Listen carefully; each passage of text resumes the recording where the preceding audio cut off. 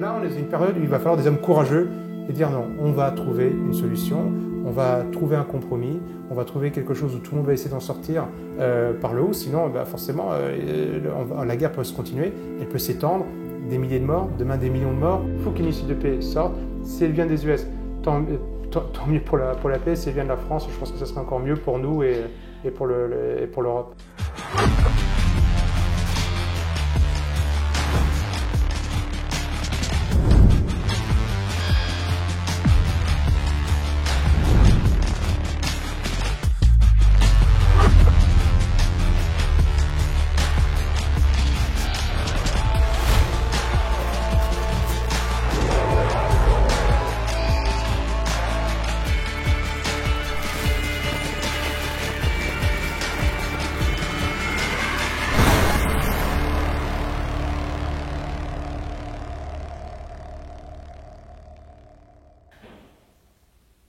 Nicolas Mirkovic, bonjour. Bonjour.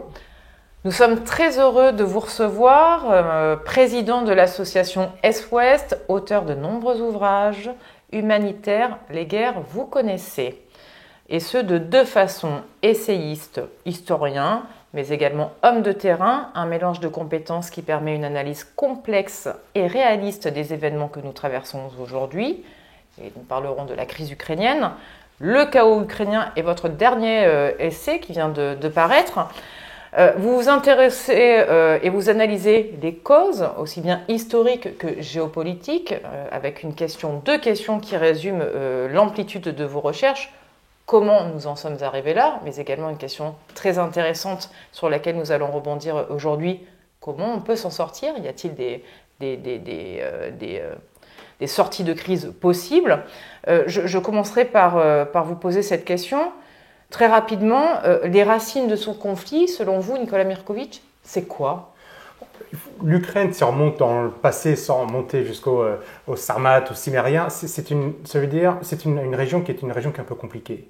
C'est une région qui, au Moyen-Âge, est russe, mais qui a été occupée très rapidement, d'abord par les Tatars, ensuite par les Lituaniens, les Polonais, et il y a sans cesse eu des guerres entre Russes. Aujourd'hui, ça peut paraître anachronique de parler des Russes du Moyen-Âge, parce que ce ne sont pas tout à fait les mêmes Russes que les Russes d'aujourd'hui, mais globalement, pour faire simple, Russes, Polonais, Lituaniens se sont battus sur une partie du territoire de ce qu'on appelle aujourd'hui l'Ukraine. Il y a eu des influences différentes. L'Ukraine est un pays qui est récent, et ça on ne le sait pas. Et même la notion de peuple ukrainien date du 19e siècle. Donc du coup, on a un pays qui est récent, qui a été forgé par les communistes. C'est Staline qui veut la création de l'Ukraine. Il dit que c'est évident qu'il y a du nationalisme ukrainien, qu'il y a en tout cas une identité ukrainienne. Mais l'Ukraine, depuis le départ, a toujours été tiraillée par une partie à l'ouest qui a plutôt été sous l'influence des Polonais, des Autrichiens, des Habsbourg, et une partie à l'est qui a toujours été plus proche de la Russie. Ils n'ont jamais réussi à s'entendre. Si vous voulez, pour comprendre vraiment la situation ukrainienne aujourd'hui, c'est d'abord un conflit entre Ukrainiens pour définir ce qu'est un Ukrainien. Et du fait que ce soit un pays fragile, faible, c'est un endroit idéal pour une puissance étrangère, et on en parlera tout à l'heure, comme les États-Unis, de venir mettre son grain de sel, comme ils l'ont fait ailleurs, ils l'ont fait en Irak, en Afghanistan, en ex-Yougoslavie, pour diviser ce pays, pour répondre à des intérêts géopolitiques qui sont les leurs. Parce que oui, c'est très intéressant, dans votre essai, vous revenez sur des causes et vous éclairez que pour vous, l'Ukraine est un conflit qui germe depuis 2014, mais au-delà de ça, depuis 91, on peut déjà y déceler tout de même des intérêts géopolitiques de grandes puissances qui sèment un peu le chaos. Pour quelles raisons? Alors là, on parle de la chute de l'URSS en 91. Les États-Unis se positionnent dans la zone. Pourquoi dites-vous ça? Sur quels faits vous appuyez-vous pour nous affirmer que ce conflit-là est analysable dès 91 et décelable dès 91? On a tous les éléments, on a tous les écrits. Vous savez, parfois on fait un peu de paresse dans nos analyses, en tout cas dans les grands médias. Ils ne vont pas au fond des sujets. Or, il y a tellement d'informations qui ne sont même pas cachées, qui sont officielles. Il suffit d'aller relire les documents ou de puiser ou d'aller chercher dans les bonnes sources. Les États-Unis, en 91, savent qu'ils ont gagné la guerre froide, c'est sûr, mais ils pensent que vraiment leur heure est arrivée. Fukuyama, un néoconservateur, parle de la fin de l'histoire. On a toute une série de sorties de néoconservateurs américains qui sont au pouvoir, qui disent notre heure est venue. George Bush parle de nouvel ordre mondial. Il y a une organisation de néoconservateurs vers la fin des années 90 qui s'appelle le Projet pour un nouveau siècle américain.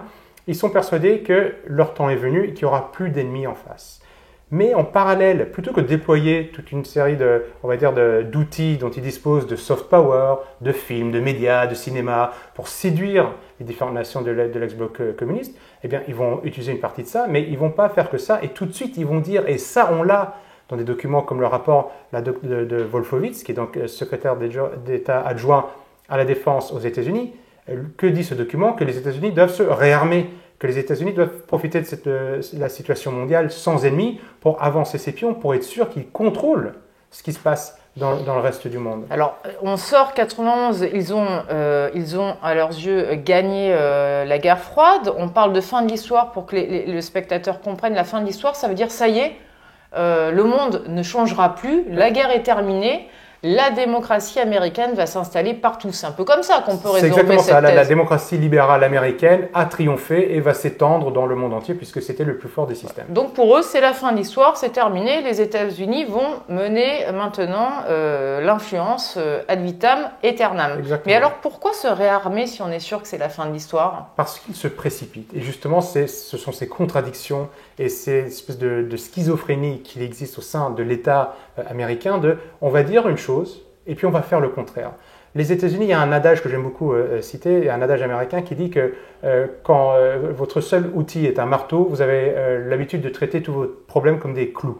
Et c'est ce qu'ils font. La force des États-Unis, elle s'est faite non pas tellement par la diplomatie, mais par la force des armes. Et si on regarde après la Deuxième Guerre mondiale, où les États-Unis ont vraiment une force militaire incroyable, qu'est-ce qu'ils vont faire? La guerre en Corée, la guerre au Vietnam, différentes guerres en Amérique du Sud, depuis la fin de la Deuxième Guerre, de la chute du mur de Berlin, il y a quasiment un tiers des interventions américaines à l'étranger qui a eu lieu sur les 500 interventions étrangères que les États-Unis ont menées depuis 1776. C'est l'université de Tufts qui nous enseigne ça. Un tiers ont lieu à un moment où les États-Unis disent officiellement qu'ils n'ont plus d'ennemis et que c'est la victoire de la démocratie libérale et que les pays vont quasiment venir à eux tout seuls. Or, ce n'est pas le cas. Ils continuent d'utiliser les armes parce que c'est tout ce qu'ils savent faire de bien. En tout cas, c'est tout ce qu'ils pensent pouvoir utiliser comme outil pour arriver à leur fin. Et ils vont le faire. Ils ne vont cesser de mener des guerres ou des campagnes d'ingérence. C'est-à-dire que les États-Unis emploient la guerre que quand ils n'ont pas réussi soit à soudoyer un pays, soit à avoir des hommes liges. Il y a des pays qui sont complètement atlantistes, pas parce qu'ils ont été bombardés ou parce qu'il y a eu des révolutions de couleur, mais parce que du coup, ils sont acquis à l'idée que les États-Unis doivent mener les affaires du monde. Mais il y a des pays qui ont résisté, comme l'Irak, comme la Yougoslavie, comme la Syrie, qui ont eu des révolutions de couleur, qui sont financées, payées par des organisations comme la National Endowment for Democracy, par des organisations proches du gouvernement américain comme l'Open Society de George Soros, pour essayer de mettre dans la rue des personnes qui vont renverser le gouvernement en place. Et quand ça ne marche pas, les Américains déclenchent des guerres. Alors évidemment, c'est des guerres pour la démocratie. Peu importe si la personne qui était à la tête de l'État quelques semaines avant était accueillie à la Maison-Blanche ou sur le perron de l'Élysée avec beaucoup de faste. Peu importe, du jour au lendemain, cette personne devient un monstre et donc du coup, tout est justifié dans les médias pour la battre. Non pas pour apporter la démocratie, parce que la vraie question, c'est où est-ce que les États-Unis ont apporté la démocratie? Au Vietnam? En Irak? En ex-Yougoslavie? En Syrie? Nulle part. En revanche, ils ont réussi, par ces interventions, soit de révolution de couleur ou militaire, à mettre en place des gouvernements qui étaient alignés sur la politique de Washington. Peu importe si ces gouvernements étaient islamistes, peu importe s'ils étaient de gauche ou de droite, ce n'est pas ce qui intéresse les États-Unis. Washington veut des pays qui ouvrent leur marché à leurs produits d'exportation ou qui permettent aux Américains d'aller chercher sur ces différents marchés les ressources naturelles dont ils ont besoin. C'est l'histoire des États-Unis et tout un tissu de conflits dans le monde pour que les Américains étendent leur rayon d'influence et augmentent leur PIB, leur richesse à travers le monde. Et ça nous mène à ces différentes guerres et les différentes guerres que nous avons eues en Europe, que ce soit en ex-Yougoslavie ou maintenant en Ukraine depuis la Deuxième Guerre mondiale. sont à l'origine des guerres qui ont été conçues à la Maison-Blanche. Vous dites que ça aurait pu être évité. Comment on aurait pu éviter ce qui s'est passé de 2014 à 2022? Il suffisait d'appliquer ces accords de Minsk. Je rappelle que dans les accords de Minsk, donc, on a les républiques populaires de Lugansk et de Donetsk qui sont au sud-est de l'Ukraine se soulèvent. Il y a une guerre civile, 14 000 morts, enfin tout ça, plus de 30 000 blessés, 1 million de réfugiés. Il y a des accords qui sont mis en place. Français, Allemands, surtout Ukrainiens, Russes, habitants du Donbass sont d'accord sur ces accords de Minsk. Dans ces accords de Minsk, les régions, ces nouvelles républiques, restent au sein de l'Ukraine. La guerre s'arrête, il y a un changement de la constitution côté ukrainien pour permettre l'existence de ces républiques. Il y a la promesse faite à ces républiques qu'elles garderont leur langue, qu'elles pourront avoir aussi une espèce d'autonomie au sein de l'Ukraine. Et de l'Ukraine, il n'y avait pas de guerre. On mettait fin à la guerre et tout le monde était d'accord avec cela. Pour autant, les Ukrainiens qui avaient une bonne partie de la responsabilité, parce qu'eux devaient changer leur constitution d'abord pour montrer à ces différentes républiques qu'elles allaient pouvoir avoir une certaine autonomie, ne l'ont pas fait. Et on sait que tout au long de ces années 2014 jusqu'à 2022, il y a eu des conflits sur la ligne de contact, une ligne qui est d'à peu près 400 km qui séparait ces républiques du reste de l'Ukraine. Et la politique qui était mise en place à Kiev aussi n'était pas du tout dans l'esprit de ces accords. Comme vous le disiez il y a quelques instants, l'Ukraine est un pays récent. Avant même l'existence de l'Ukraine, beaucoup de ces personnes-là faisaient partie de la Russie. Il y a une culture russe qui était très prégnante, très importante. Au Moyen-Âge, la chronique de Nestor dit que Kiev est la mère de toutes les villes russes. Donc c'est pas un territoire comme un autre. Il y a une bonne partie de la population, enfin une partie importante de la population ukrainienne qui s'identifie, qui aime bien la Russie, qui est proche de la Russie, qui est de culture russe. Quant au pouvoir, au gouvernement, vous avez des hommes d'État qui disent qu'il faut jeter des bombes nucléaires sur le Donbass, qui disent qu'il faut interdire la langue russe. Les nazis en basket de l'Euromaïdan, qui ont éjecté Manu Militari, le président démocratiquement élu Yanukovych, promettent d'interdire l'usage de la langue russe. Donc l'Est du pays, donc les républiques du Donbass prennent ça très très mal, mais le reste de l'Ukraine, qui est plutôt russophone, qui n'est pas dans ces républiques, s'inquiète aussi. Et donc, vous avez d'un côté, on vous dit oui, on va vous donner votre autonomie, on va trouver un accord, mais à Kiev, on distribue des livres dans les écoles pour enfants en disant il ne faut plus parler le russe, il ne faut parler que l'ukrainien. Les Russes ne sont pas nos amis. Oui, parce qu'il faut quand même dire que les Ukrainiens reviennent là-dessus. Ils expliquent que oui, ça a été proposé d'interdire la langue russe, mais ils ont rapidement rétropédalé. Oui, ça c'est vrai, ils l'ont pas mis en place. Voilà, ils l'ont pas mis en place, ça a été dit. Ça a enflammé les foules, mais ils ont rétropédalé immédiatement. Mais ce qui s'est passé quand même, qui reste très inimaginable, en tout cas pour les démocraties de l'Union européenne, c'est quand on a quand même 48 brûlés vifs à Odessa, il n'y a toujours pas eu de jugement. Oui. Donc tout ça, ça va inquiéter les russophiles, les russophones de la région frontalière avec la Russie, Donetsk et Lugansk, ce fameux Donbass maintenant dont tout le monde parle. Oui. Les exactions qui n'ont pas été jugées. Ce qu'il faut bien comprendre, c'est que des exactions de 2014 à 2015, il y en a des deux côtés. Oui. Certes, c'est la guerre. C'est la guerre. Mais en tout cas, avant même que la guerre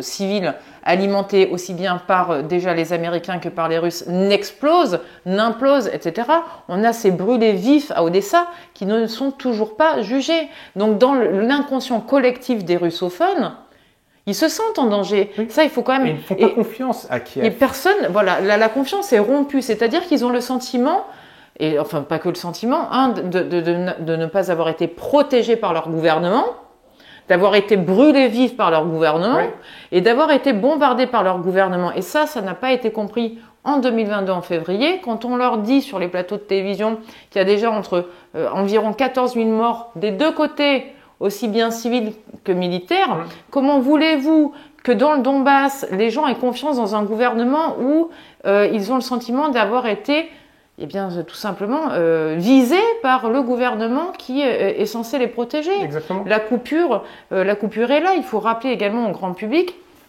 que en 2014, en 2015 jusqu'en 2022, du reste, les retraites sont coupées. Oui. Les pensions ne sont plus payées. Les fonctionnaires ne reçoivent plus de salaire. Bien sûr. Donc il y a vraiment deux sociétés dans l'Ukraine. Les Russes, qu'ils soient au Donbass ou ailleurs en Ukraine, ou les Ukrainiens de culture russe, se méfient. Et se sentent menacés, ne se sentent pas, voilà, parce que souvent on dit les Russes exagèrent. Alors évidemment, tout est communication pendant une guerre. La guerre de l'information règne. On le répétera jamais assez, quel que soit le camp. Mais que les Russes aient le sentiment les russophones et les communautés russophones et le sentiment d'avoir été en danger, on ne peut pas dire que là, ils aient exagéré. Non, il n'exagérait absolument pas. Comme vous avez vu sur place, j'ai vu aussi. Vous savez, quand moi je suis allé au Donbass, j'ai pas vu de haine. Je n'ai jamais vu de haine anti-ukrainien au Donbass, même pendant la guerre. Qui n'aiment pas l'armée ukrainienne qui les bombardait, ça c'est certain, mais ils savaient faire la distinction entre les Ukrainiens. J'ai vu les statues de Taras Shevchenko à Donetsk. J'ai vu des librairies de lycées au Donbass où il y a des livres en ukrainien.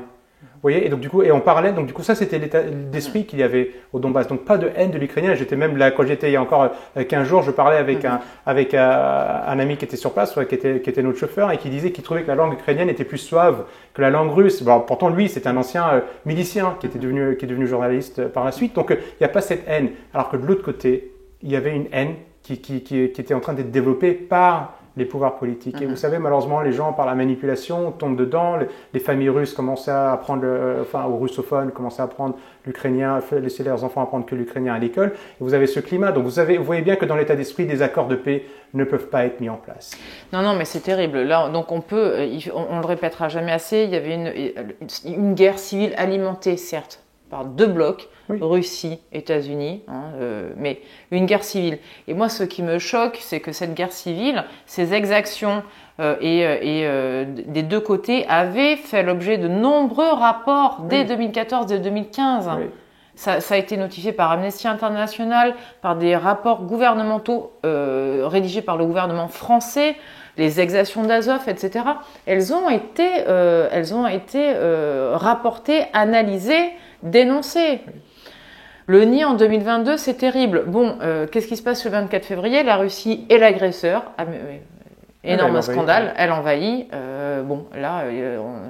Malheureusement, on ne peut que s'en... Oui, c'est contraire au droit international, comme quand, et ça il faut le rappeler, alors je ne vais pas faire des comparaisons, mais c'est-à-dire que la boîte de Pandore de ces invasions a quand même été ouverte par les États-Unis. Et l'OTAN, quand en 1999, l'OTAN bombarde illégalement la Yougoslavie, et le fait au détriment du droit international. Et ce sont essentiellement des civils qui sont tués, 78 jours de bombardement, les infrastructures civiles sont détruites, les ponts, les aéroports, les gares, une maternité. L'ambassade de Chine a été bombardée par l'OTAN, la Chine qui est une vraie nation. Chaîne de télé également. Les chaînes de télévision, 16 personnes tuées qui travaillent pour une chaîne de télévision. Est-ce que quelqu'un était chaud? Il n'y avait pas Charlie à l'époque, mais est-ce que quelqu'un s'est dit attendez, on est en train de travailler, de tuer des médias? Personne ne disait rien. En 2003, les États-Unis, de nouveau, attaquent l'Irak illégalement. Donc, on est en train de dire d'un côté aux autres pays du monde, il n'y a qu'un seul pays, un seul bloc atlantiste qui a le droit d'envahir et de faire des guerres illégales, mais vous ne pouvez pas. Ça ne marche pas. Ça ne marche plus. Est-ce qu'on est... Voilà, c'est là où c'est terrible. Le deux poids deux mesures est insoutenable pour une partie de la planète, et ce qui est normal. On a ouvert cette boîte de Pandore. Voilà. Alors,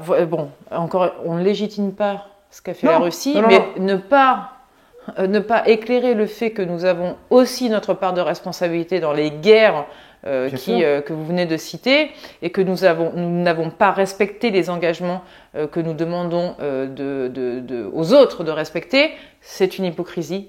Et malheureusement ou heureusement, je n'en sais rien, là j'en perds mon latin, le monde change. Oui. On est en train de basculer, on sent bien qu'une partie de la planète ne marche plus là-dedans. Qu'est-ce qui se passe depuis le 24 février? Est-ce qu'on assiste à un grand basculement? Oui, j'ai même envie de dire que la majorité de la planète ne suit pas. L'Institut Wilson aux États-Unis estime que les pays qui ont appliqué des sanctions économiques contre la Russie aujourd'hui représentent 16% de la population mondiale. C'est tout petit par rapport au reste de la planète. Qu'est-ce qui se passe? Les États-Unis ont mené ces campagnes de soudoiement, de mise sous pression, de révolution de couleur, de guerre depuis qu'ils existent, j'ai envie de dire, mais en tout cas surtout depuis la fin de la Deuxième Guerre mondiale. Et une bonne partie de la planète n'accepte pas ça, mais n'a pas le choix. Et là, beaucoup de pays voient en cette attaque frontale de la Russie, non pas contre l'Ukraine, je ne pense pas que cette histoire, c'est même sûr, n'est pas une question de gagner quelques centaines de kilomètres ou quelques milliers de kilomètres carrés du territoire ukrainien, c'est une attaque contre le modèle atlantiste. La Russie dit à Washington, je n'accepterai plus vos chantages, je n'accepterai plus vos pressions, et des pays dans le monde voient ça comme une espèce de libération. Alors c'est triste, c'est horrible parce qu'il y a des dizaines de milliers de morts. Et franchement, moi, oui, c'est terrible parce que c'est le peuple ukrainien et les jeunes russes qui se font massacrer. Et des deux côtés, ce sont des jeunes qui se font massacrer et tout cela est complètement évitable. Sauf que malheureusement, on arrive à la guerre. On dit parfois la paix, c'est une pause entre deux guerres. C'est un peu l'histoire malheureusement de l'humanité. Donc je ne vais certainement pas justifier ce qui se passe, mais il y a des pays qui ne veulent plus être soumis au FMI, à la Banque mondiale, qui sont obligés d'utiliser le dollar pour faire leurs transactions.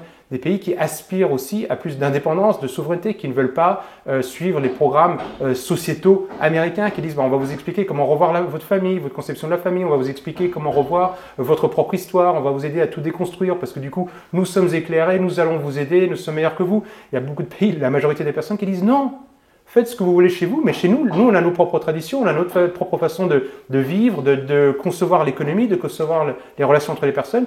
Et donc, du coup, beaucoup de pays regardent de très près ce qui se passe en Ukraine parce que ça pourrait être la fin de l'hégémonie américaine, ça pourrait être la fin du modèle impérial américain. Et quand je parle de modèle impérial américain, il ne faut pas sauter sur ses grands chevaux. Non, pas la fin de la puissance américaine, mais en tout cas, le soft power américain prend un coup. Oui, il prend un coup, mais souvent, même la puissance américaine en prendra un coup aussi. Parce que, à terme, voilà, à terme, elle est en train de prendre un coup. Ce qu'il faut expliquer aussi, c'est que pour d'essayer simplement de retrouver un équilibre parce que j'entends souvent dire oui mais enfin ce sont les dictatures qui sont en train de critiquer le système américain mais enfin le Brésil n'est pas une dictature. Non.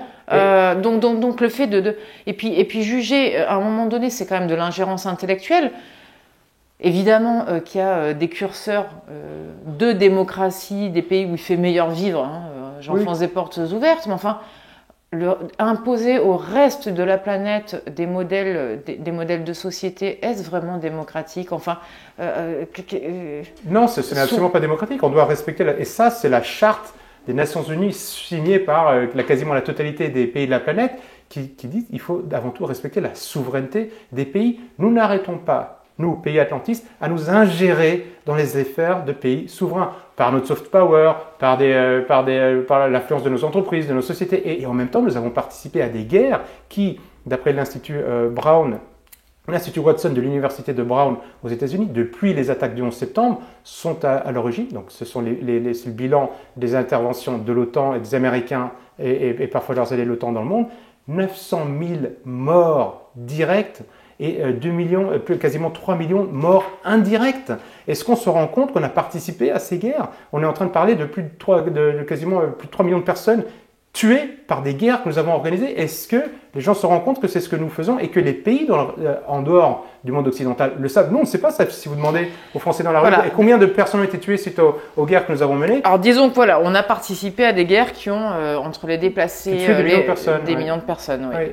Et après, on veut donner des leçons de démocratie. C'est-à-dire que ça, on nous le reproche, alors on n'en parle pas. Oui. C'est vrai qu'on en a, on n'en fait pas l'éloge. Non. Pas faire d'humour noir, mais non pas que nous soyons responsables, mais nous avons participé. C'est-à-dire que l'intégrité intellectuelle devrait nous forcer de reconnaître que nous avons fait des erreurs. Oui. Tout simplement. Je pense que ça serait quand même noble pour le reste de l'humanité de le reconnaître. Exactement. Il ne s'agit pas de s'auto-flageller, mais voilà, on a une part de responsabilité dans ce qui se passe et cela explique pourquoi le reste du monde n'applique pas ces sanctions parce que le reste du monde qui est au courant de ça, il faut lire la presse étrangère. J'invite tout le monde à vraiment lire la presse étrangère. Il y a beaucoup d'organes qui existent en langue française ou en langue anglaise pour voir comment est-ce qu'ils nous voient. Parce que nous, on pense qu'on est encore au sommet du monde, qu'on peut encore diriger, que notre modèle est le meilleur. Ce n'est pas le cas. C'est vraiment une vision néocoloniale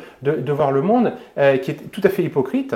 Et le reste du monde qui en plus est de plus en plus dynamique. À une époque où nous avions les forces démographiques, où nous avions les forces technologiques, économiques, on pouvait peut-être fanfaronner un peu, et on était au sommet du monde. Mais si on regarde aujourd'hui nos économies par rapport aux économies d'Asie, si on regarde notre démographie par rapport à la démographie d'Afrique, si on regarde tout cela ensemble, on est des pays du reste du monde commencent à se dire mais vous êtes particulièrement faible, vous l'Occident là, vous voulez nous donner des leçons, mais vous n'avez plus les moyens dont vous disposiez avant, et nous on ne veut plus de ces règles-là, on ne veut plus de votre suffisance. Ça fait mal, hein, parce que moi je suis français, heureux des Français, et j'aime la France, mais je dois avouer qu'on a notre part de responsabilité là-dedans, et donc c'est important. Alors, qu'est-ce que peut faire la France? Est-ce qu'on peut encore se sortir de ça? Est-ce qu'on peut encore devenir légitime? Le reste du monde, à la rigueur, j'ai envie de vous dire, bon, peu importe. Mais est-ce que nous, puissance nucléaire, est-ce qu'on a quand même tenté de façon très imparfaite de défendre certaines valeurs, celle de la liberté d'expression, on va y revenir, mais également une certaine idée des droits de l'homme? Est-ce qu'on peut jouer encore une carte dans ce monde qui se dessine? Qu'est-ce qu'on peut faire? Est-ce qu'on peut participer à une sortie de crise? Nicolas Mirkovic, qu'est-ce que vous en pensez? Est-ce que la France... Oui, on doit. Non seulement je pense qu'on peut, on doit, et je pense que s'il y a un pays, vraiment, je pense que c'est lié à l'histoire de France, qui peut se soulever et qui peut dire non, c'est bien la France. Alors qu'est-ce que ça veut dire non? La fin du modèle atlantiste, elle doit venir, si on veut éviter une conflagration entre d'un côté le bloc atlantiste et de l'autre côté la Russie, ou peut-être des pays, des BRICS, peut-être qu'il peut y avoir une alliance entre la Russie, la Chine, imaginons une nouvelle guerre mondiale sur ces termes-là. Si on veut éviter ça, il faut que l'atlantisme et cette espèce de vision que l'Amérique est le centre de la Terre s'effondre. Donc c'est-à-dire que ça ne veut pas dire qu'il faut détruire les États-Unis demeureront toujours une grande puissance, il faut bien s'entendre avec eux, mais ils ne peuvent plus mener les autres pays qui considèrent comme des vassaux pour assouvir leurs objectifs stratégiques. La France est un pays qui est une vieille nation, qui a une histoire, qui a une tradition d'indépendance. Nous, beaucoup plus que les Britanniques par rapport aux États-Unis et beaucoup plus par rapport aux Allemands et leur situation avec les États-Unis suite à la Deuxième Guerre mondiale. La France doit se soulever et au sein même du modèle atlantiste dire non à Washington. Alors il faut beaucoup de courage. Parce que ce n'est pas évident. On a bien vu que Washington n'hésite pas à organiser des révolutions de couleur dès qu'un gouvernement commence à ne pas aller dans son sens. Mais il faut ce courage au sein du bloc atlantiste, d'un pays, j'aimerais que ce soit la France, pour dire, parce qu'elle en a la légitimité de dire non, nous n'allons pas vous suivre dans cette guerre. Vous savez, si la France demain, au sein de l'Union européenne, dit nous ne votons plus de subventions militaires à l'Ukraine. Si la France dit, aujourd'hui, Macron dit l'Ukraine ne rentrera jamais dans l'OTAN, je le signe, peut-être pas de son sang, mais sur un document officiel, vous avez déjà une partie majeure d'un traité de paix qui peut être signé avec la Russie, qui sont en place. Il y a des choses qui m'étonnent beaucoup. Je fais une petite digression. Je vois que Emmanuel Macron a eu, à mes yeux, ça n'engage que moi, en tout cas avec la Chine, un comportement plutôt souverainiste, souverainiste n'étant pas un gros mot. Moi, je n'appartiens à aucun parti politique, je le précise bien, mais c'est-à-dire qu'il a voulu, il a tenté, il l'a dit ouvertement, il fallait aussi que l'Union européenne pense par elle-même et ne rentre pas nécessairement dans ce conflit qui se dessine malheureusement et sa propre politique. Mais quand il dit ça, il devient la risée, je dis bien la risée, de tous nos médias. Oui. Deuxième exemple, moi ça m'interroge énormément. Oui. Il n'a jamais été soutenu par les médias quand il tente une approche pro-France. Oui. Jamais. Jamais. Et d'ailleurs, je dirais au passage que c'est le seul à l'avoir fait et que personne dans l'opposition n'a eu son courage. Alors tout le monde dit oui, c'est le en même temps, si, ça. Pour moi, qui analyse énormément les communications médiatiques, je m'en moque du en même temps. Ce que je vois, c'est qu'il l'a dit et qu'il n'a pas été soutenu. Oui. Idem lorsqu'il disait il ne faut pas humilier la Russie. Mon Dieu, qu'est-ce qu'on n'a pas vu scandale, notre président est poutinolâtre. Idem quand il reçoit Monsieur Chevènement. C'est un scandale. Enfin, comment c'est possible que toutes les démarches d'Emmanuel Macron soient en permanence, dès qu'il essaie de parler au nom de la France et d'écouter des discours qui ne sont pas calqués sur nos alliés américains, je dis bien nos alliés et pas nos ennemis, nos alliés américains, mais simplement d'essayer de penser par nous-mêmes, il soit l'objet de toutes les critiques médiatiques. Oui. Pourquoi ? Parce que nous avons une élite, alors j'aime pas trop ce terme, mais en tout cas une classe dirigeante en France qui est bercé, qui est né dans l'atlantisme. Déjà, vous savez, dans les années 1960, Charles de Gaulle disait que le grand problème pour la France, c'était l'empire américain, l'impérialisme américain. Et donc, du coup, on a des générations de personnes qui sont à la tête du gouvernement, mais qui ont des très hauts postes en France et qui sont dans les médias, qui est un pouvoir en soi, et qui sont extrêmement atlantistes. C'est-à-dire qu'ils n'aiment pas du tout quand un homme politique français, et même si c'est le président de la République, dise on veut sortir de l'atlantisme, où il y a peut-être une troisième voie, ou une autre voie. Simplement, il parle d'équilibre. Oui. Et sachant que c'est la voie de la, j'aimerais le rappeler juste, c'est la voie de la paix. C'est-à-dire qu'on voit très bien que cette construction des BRICS, que les nouvelles routes de la soie, qu'il y a un monde parallèle qui est plus important que nous en nombre d'habitants, qui est en train de se dessiner. Les BRICS aujourd'hui ont un PIB par pouvoir de parité d'achat supérieur au G7. Donc du coup, ce monde, il va pas nous attendre, il va se développer. Il a clairement montré qu'il n'allait pas attendre notre autorisation pour pouvoir se développer. Qu'est-ce qu'on veut faire? Est-ce qu'on veut travailler, collaborer avec ce monde-là, ou est-ce qu'on veut se replier sur nous-mêmes et se dire nous on est les meilleurs et les autres ils sont tous idiots, même si sans se rendre compte qu'ils sont 4 fois plus nombreux que nous. Et je pense que Macron est lucide. Alors c'est vrai que c'est le président dit en même temps et qu'il dit toujours le tout et son contraire, mais je pense que lui, aujourd'hui, il a compris, vraiment je pense que dans son fort intérieur, qu'il a compris qu'il fallait sortir de cet engrenage atlantiste rapidement, parce que sinon ça voulait dire qu'on va vers un affrontement qui pourrait être nucléaire. Et le fait qu'il aille en Chine, qu'il dise je veux revoir la façon dont on travaille avec la Chine. Les États-Unis ne doivent pas forcément dicter aux Européens ce que nous pouvons faire. Il a dit récemment, il l'aurait dit qu'il voudrait participer en tant que participant extérieur le prochain congrès des BRICS en Afrique du Sud. C'est positif. Je pense que c'est le rôle d'un président de la République et surtout le rôle d'un président d'un pays souverain qui cherche l'intérêt des Français et qui, pour l'Europe, cherche la paix et l'intérêt des Européens. Parce que, quelle que soit l'issue de la guerre, la Russie sera là. On ne va pas les prendre, les Russes, et les expédier sur Mars. Ils seront là, donc il va falloir qu'on trouve une paix. Et on a déjà trouvé la paix avec les Allemands, malgré 3 invasions en moins de 100 ans. On a trouvé la paix avec les Anglais, donc on va pouvoir la trouver avec les Russes. Et le fait que Macron dise « je vais initier ça », c'est positif, c'est bien. Et Dieu sait s'il y a des choses que met en place Emmanuel Macron dont je ne suis pas très heureux.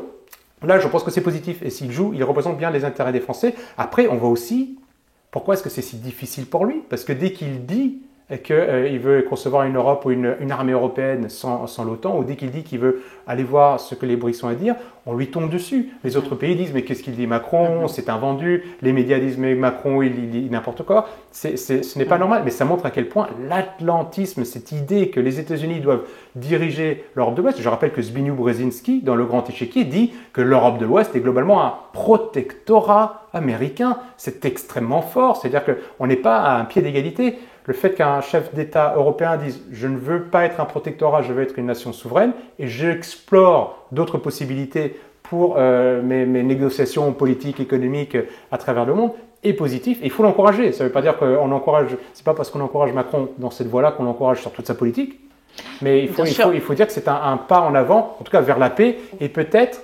il prend, je pense, un bon pas pour essayer de dire, parce qu'il n'y a qu'au sein de l'Alliance Atlantiste que vous allez avoir une grande puissance qui sortira et qui peut faire s'effondrer le reste du modèle de l'Atlantique. Si la France dit, imaginons, j'ai envie de rejoindre les BRICS, vous imaginez le coup de tonnerre. Non mais attendez, rendez-vous compte que un seul journal, à ma connaissance, il faudrait que je revérifie tout à l'heure, mais il n'y a que l'Opinion qui a parlé de l'annonce d'Emmanuel Macron. Oui. Enfin, c'est incroyable. Oui, c'est parce que nous avons des médias qui ne sont pas vraiment des médias objectifs. Et c'est pareil. Et on doit se remettre en question. C'est scandaleux. Moi, je vous le dis. C'est scandaleux. C'est scandaleux. On veut donner des leçons de démocratie. On veut expliquer aux pays du tiers-monde et du reste de la planète ce que c'est qu'une démocratie, ce que c'est que la liberté d'expression. Et on ne la pratique pas nous-mêmes. Et il ne faut pas s'étonner que le reste du monde ne nous prenne pas au sérieux. Donc, je pense que c'est tout à fait scandaleux parce que du coup, les médias sont Walter Lippmann, Edward Bernays, des Américains déjà du début du XXe siècle ont expliqué comment il fallait faire pour manipuler les masses, pour les conditionner, le conditionnement des masses de Lippmann. Ils nous ont montré et on a ça en place aujourd'hui. Pourquoi est-ce que sur ces derniers sujets, je vous dis, politiques, sociétaux, pourquoi est-ce qu'il n'y a pas de débat? Pourquoi est-ce qu'on n'invite pas des experts du terrain? Des personnes qui ont été au Donbass, des personnes qui connaissent les BRICS, des personnes qui sont des experts de la Chine, qui viennent pour débattre. Ça ne veut pas dire qu'il faut les suivre. C'est pas du tout mon propos. Je dis juste, j'aimerais être exposé aux faits. Qu'est-ce que c'est que ces BRICS? Qu'est-ce que c'est que ce monde parallèle qui est en train de se mettre en place? Est-ce qu'on peut avoir un débat? Quelle est notre place là-dedans? Et est-ce que les médias peuvent interviewer des personnes? Et il y en a plein. Il y en a plein sur les plateaux pour montrer, écoutez, il y a peut-être un modèle alternatif, il y a peut-être une alternative à la guerre. C'est juste incroyable. Aujourd'hui, on n'a que des médias qui, à longueur de journée, nous disent il faut alimenter la guerre. On est complètement fou. Moi, j'invite tous les journalistes à passer juste, et ça, vous savez de quoi je parle, 24 heures dans une tranchée au Donbass ou dans un village proche de la ligne de front. Je peux vous dire qu'au bout de 24 heures, ils vont revenir. Je pense qu'ils ne vont pas avoir la même opinion de ce qu'est qu'une guerre, de ce qu'est une guerre.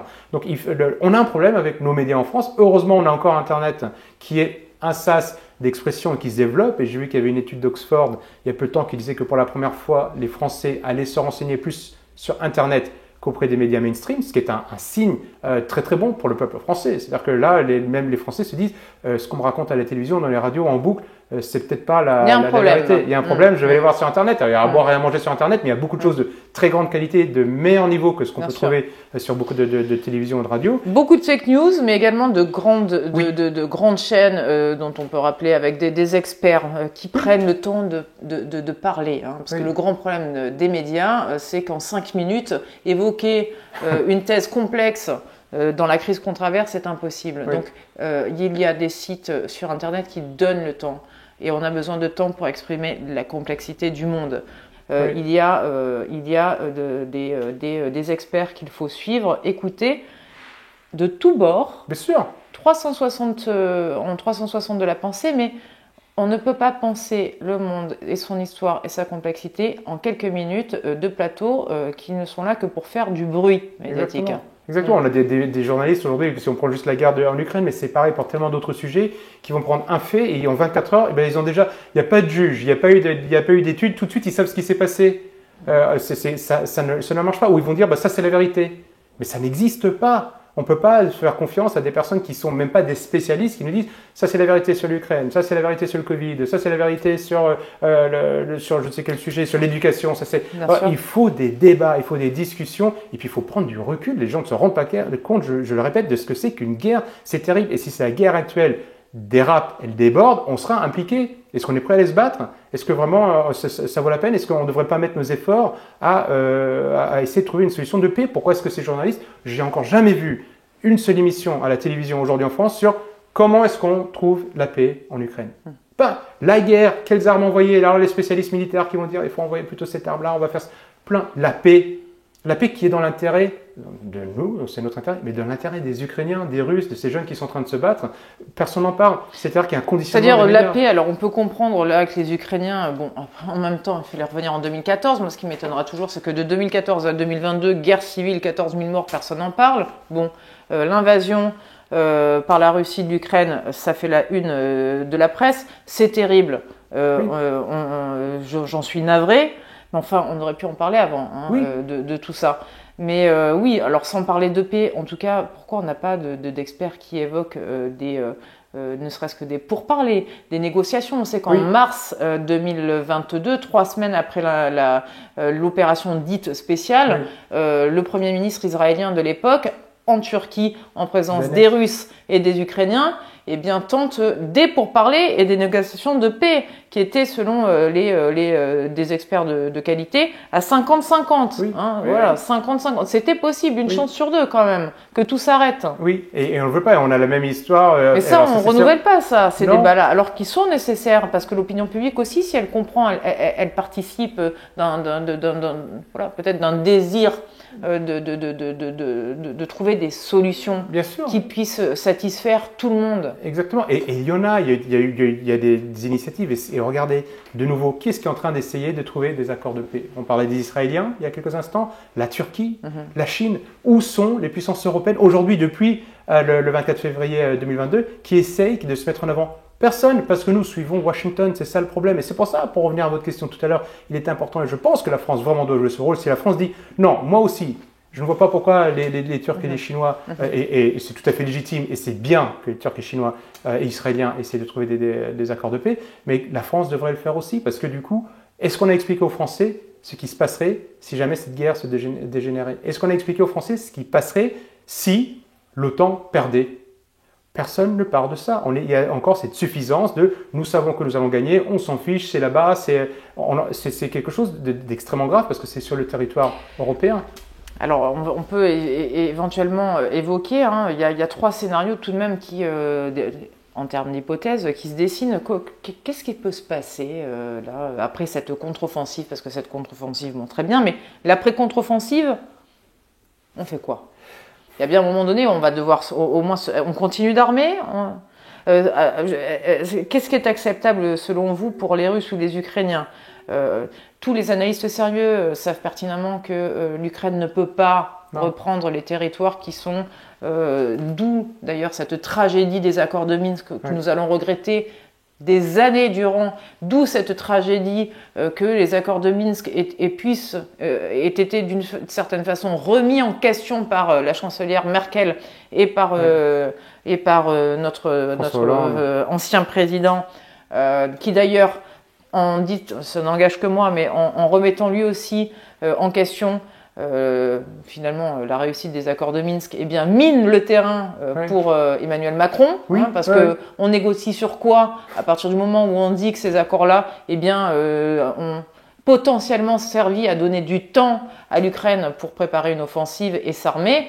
C'est de partir du principe que diplomatiquement c'était mort. Nous avons perdu peut-être la confiance là également de nombreux pays sur notre capacité diplomatique à faire respecter des accords, mais surtout quand on dit publiquement qu'on n'y a pas cru, c'est ça. C'est horrible. On n'y a pas cru.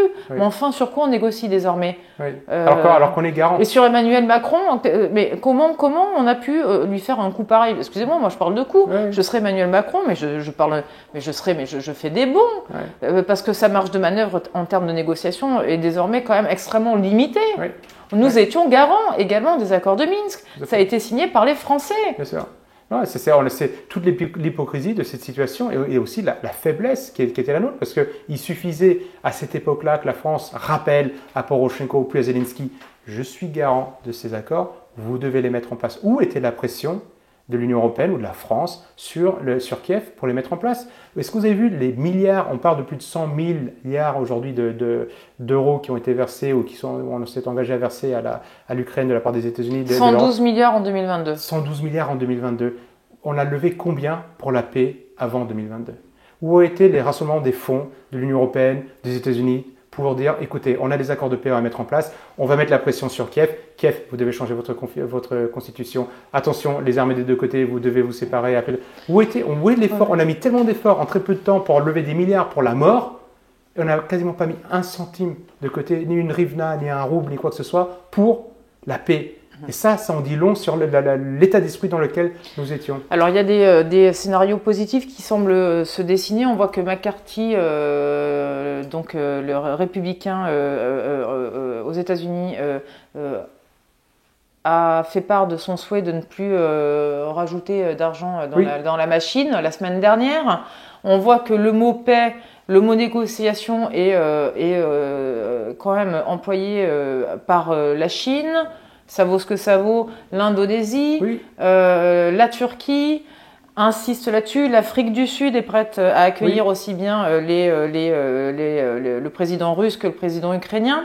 Bon, Washington en parle également. On voit qu'il y a quand même un sentiment de questionnement côté républicain, pas côté démocrate, mais côté républicain.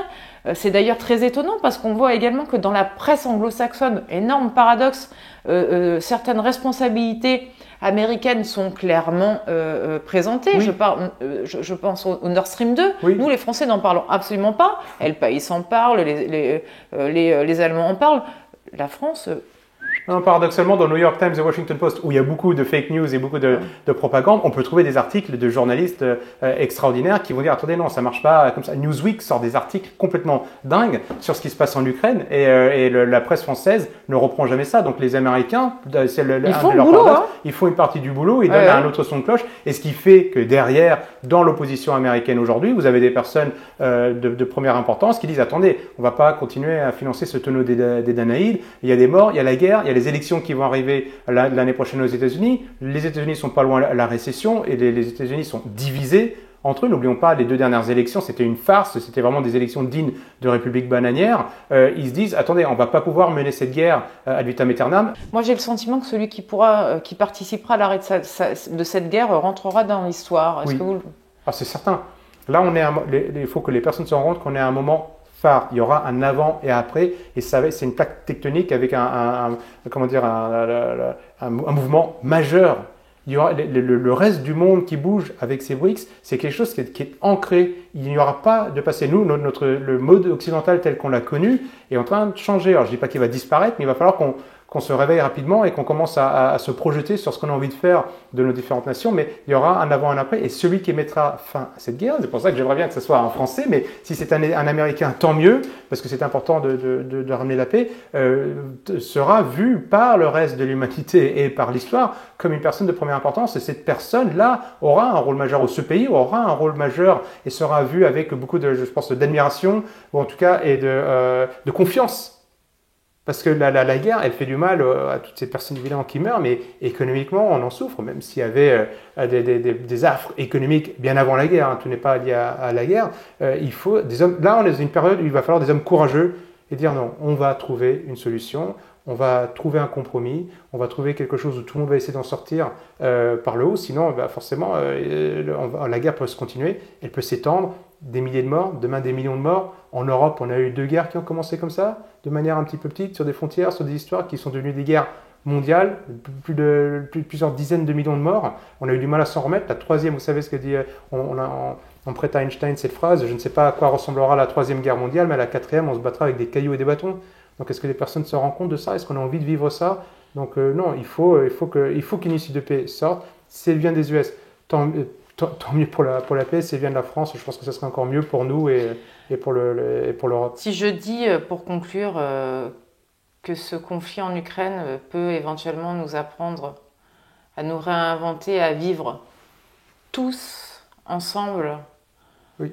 C'est un idéal qui vous semble oui, ouais, enfin, pensable. En tout cas, moi, je suis peut-être idéaliste, mais je crois au miracle et je crois que dans ces moments très difficiles où tout semble perdu, il y a un génie français, il y a un génie humain qui fait que, eh bien, on va voir des choses qui vont être assez extraordinaires. Vous savez, si je retourne juste dans le passé, la France a été envahie par les Huns, par les Anglais, par les Allemands 3 fois dans le dernier siècle. On a eu une révolution qui a été sanglante, on a eu des crises religieuses et on a réussi à s'en sortir. Et je pense du coup qu'on va pouvoir s'en sortir et il le faut. Je suis moi, je fais quelques plateaux en ce moment. Le fait d'avoir sorti un livre me donne un petit peu une exposition et je rencontre des personnes fantastiques. Et vous savez, ce qui est génial, c'est qu'on n'est pas tous du même moule. Et je trouve ça encore mieux, parce que du coup, si on veut rebâtir la société française, je ne le vois pas comme un camp qui s'impose à l'autre.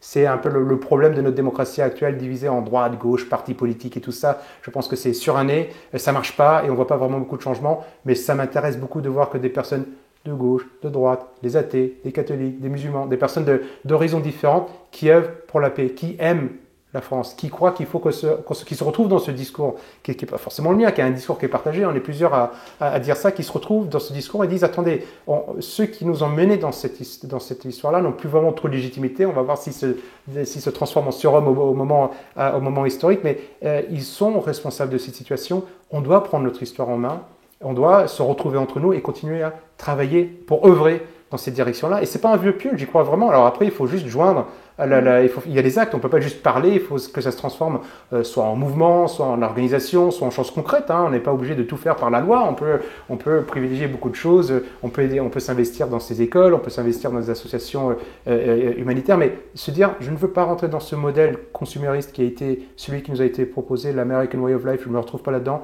Il y a un monde alternatif, on veut le développer, mais il faut s'engager.